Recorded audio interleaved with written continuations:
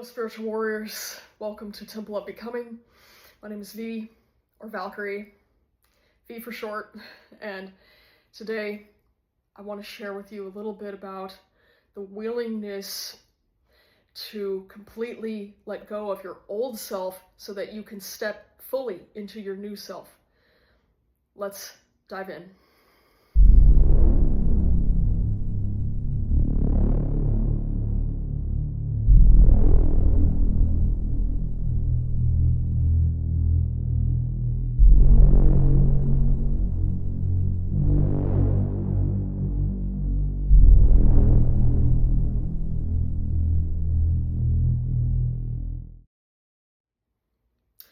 I saw a post from on YouTube, a YouTube short from my former spiritual guru, Amachi, the Hugging Saint, just this morning, talking about this exact topic that I just talked about in the live Saturday Power Up, which I do live on TikTok every Saturday between 10 a.m. and 11 a.m. Pacific time. And the theme this week, today, was the willingness to let go of your old self in order to fully step into your new self, your new paradigm, your new level. And then, as soon as I was done, and I was scrolling on YouTube, and I saw this post from her that said, every human being their true form is a tree, but if they remain as a seed, because we all have to start somewhere, right? And then grow into our potential. If they just remain as a seed, they cannot grow into fully realizing their potential as a tree. Okay, it's an analogy about spiritual growth and personal development. And that remaining in a seed, remaining shelled, remaining walled off, remaining small, remaining limited, staying in one place, never growing, never moving forward, that quickly becomes agony, actually. Now, there might be some people who don't feel that. They don't feel that way. They're fine with just being where they're at. That's fine for them. But for people like us, if you're watching this, you may be one of these people, okay, where that type of smallness, that type of stagnation becomes intense agony. It becomes like intense agony. And there are people who are in this state who can start to wonder, like, why do I suffer all the time? Why do I have all these issues? Why can I never seem to move forward? Why do I feel cursed in life? Why do I feel held back? What is happening? Why can't I grow into my full potential, etc., etc.? And for those of us who are spiritually inclined, okay, spiritual warriors, for those of us who are spiritually inclined, taking steps forward toward our own growth, development, mastery, evolution is the only way. When you get to that point of feeling that intense pain of staying stuck, staying stagnant, staying small, there is only one way forward at that point for people like us, and that is to move forward into the healing, the processing, the integration, the spiritual practice, the working on the different areas of our life to improve whatever areas are weak or struggling, okay?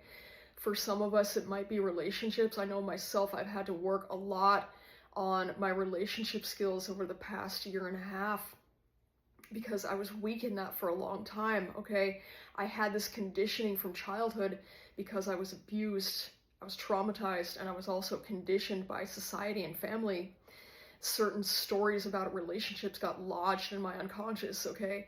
And I've been working with professionals, specifically a relationship coach, to break out of that old paradigm. Just one example of how we can work on these different areas of our life, whether that's relationships or family or career or health and wellness, business, whatever it is, okay, play and fun, creativity, these different areas of our life, we can start to identify, where am I imbalanced? And start to work towards growing toward this very balanced tree, if we're going to stay with that analogy, okay, this tree, a very well-rooted tree that has limitless potential, okay? I shouldn't say limitless potential because we live on the planet Earth and we all experience limitations. We all experience the third dimension, okay? But what this is that we can keep going even with the limitations. We can keep growing and finding style, finding these workarounds, finding these ways to keep growing and keep creating new things and branching out into new things and serving more people and getting better in certain areas. Okay, so this is just an analogy. So let's talk for a minute about this willingness to let go of the old self, our old paradigm, completely, because we have to let go of it completely in order to move to the new self, the new paradigm, okay, the next level. So this old self, it's like the seed analogy, right? In order for the seed to grow into the tree, its full potential, the seed has to die. In order for the tree to be born, the seed has to die. This is sacred. This is part of the sacred perfection, the design, the sacred design of the universe. That in order for a tree to grow, the seed has to die. The seed, once the shell cracks and there's like the shoots coming out and the roots coming out, okay, and the greenery and all that, the seed can no longer go back to being a seed. It is an irreversible process. The seed is gone. The seed can never come back to what it was before. And this is so sacred. This is so holy, okay? Because we don't want to go backward. We don't want to reverse our direction of growth. We don't want to fall backward into old ways and devolve, okay? That would be, for us, that would be revolting, okay? For people who are committed to moving forward, that would be just worse than anything. It would be the worst pain, okay? And yes, there may be times when it feels like, I was talking about this on the live with one of the participants, one of the spiritual warriors on the live, and I thank that person for bringing this up. It may feel like there's a bit of a 2 steps forward, 1 step back type of a thing, where we have to go slowly. And this is really important to emphasize, especially when it comes to the more powerful, the more advancing spiritual paths, okay? They can push us to a limit, okay? If we're really saying, yes, I'm ready to accelerate my growth, we do also need to be careful that we're not going too fast. We need to be careful that we're not biting off more than we can chew. Why? Because I talked about this with my former spiritual mentor, Jeremiah Schwartz, quite a bit. The darker paths specifically that are very intense, they're very, very internal, they're very rajasic, okay, they have a lot of fire to them, a lot of active energy, intense energy. These types of paths especially, but any path really can have this quality. We want to be careful we're not doing something like what I call taking too big of a bite off the piece of steak, okay?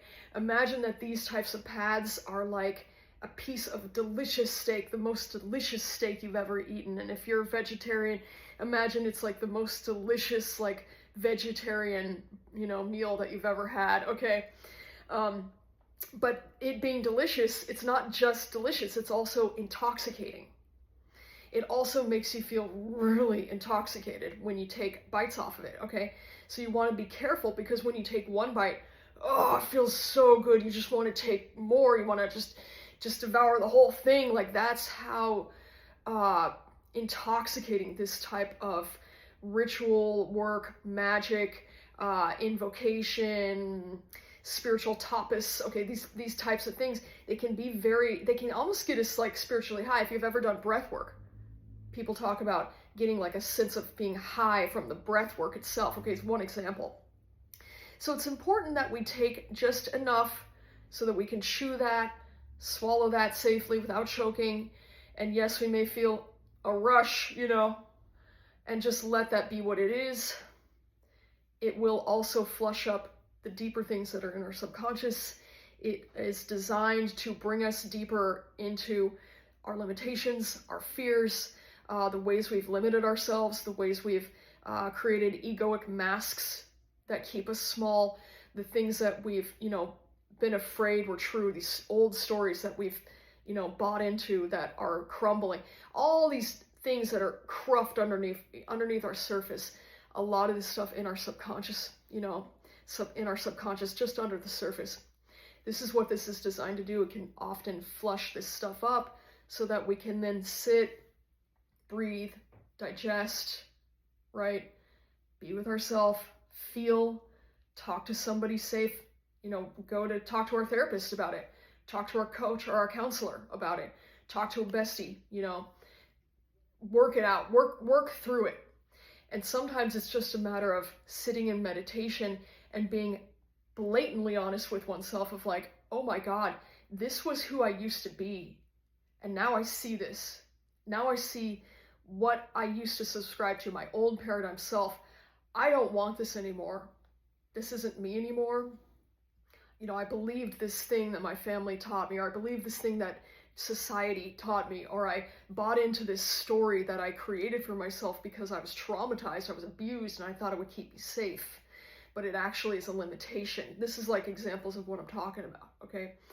And being able to sit with ourselves in silence and feel the feelings of like, okay, yeah, I was limiting myself. I was taking in things that I allowed to persist and limit myself from my surroundings or my conditioning, my whatever, my environment.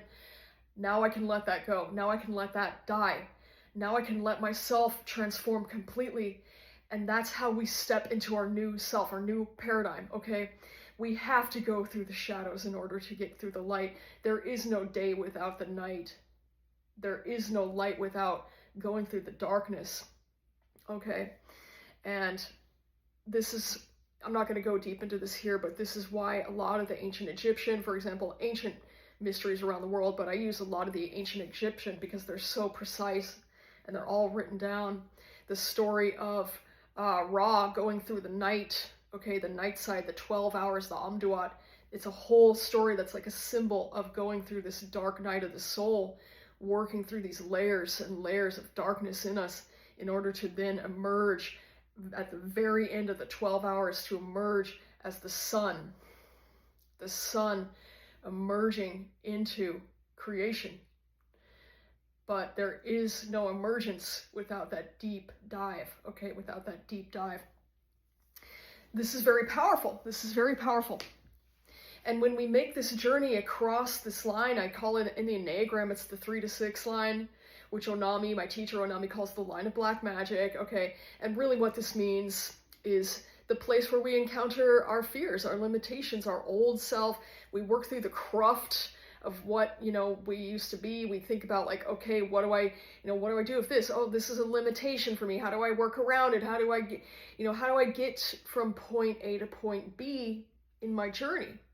We have to go through these kind of fears. We have to go through this kind of processing, this kind of breaking down of the cruft that held us in this old paradigm place, breaking that down so that we can then repurpose that, alchemize that, and pour it into our new self and put our energy into our new self like in a new way. Same person, same energy, okay? We just start to alchemize. We start to become, that lead in us starts to turn to gold, okay? We start to turn to gold. This is what I'm talking about.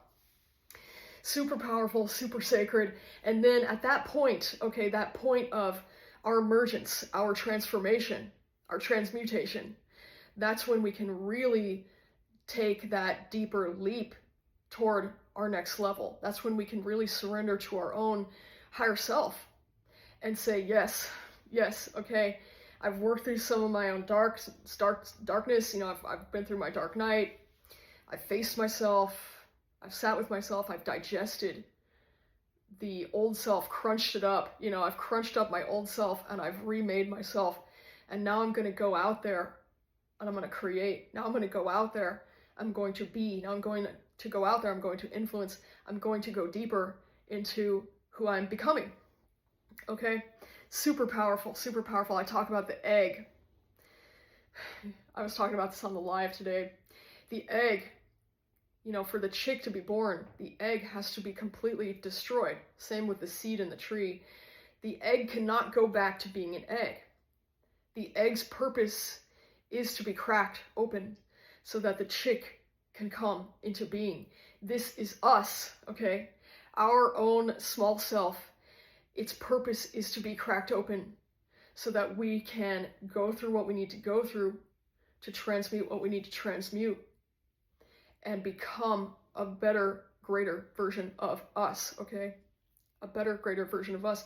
And it's important, especially in these times of, I mean, we've got wars going on in the world, we've got people are afraid, we've got things like AI looming, we've got all these things in the world, all these tensions, all these phenomena, and strange behavior and people saying strange things to each other around the world, and all this what seems to be a very dark time, no matter what your political leaning is. And the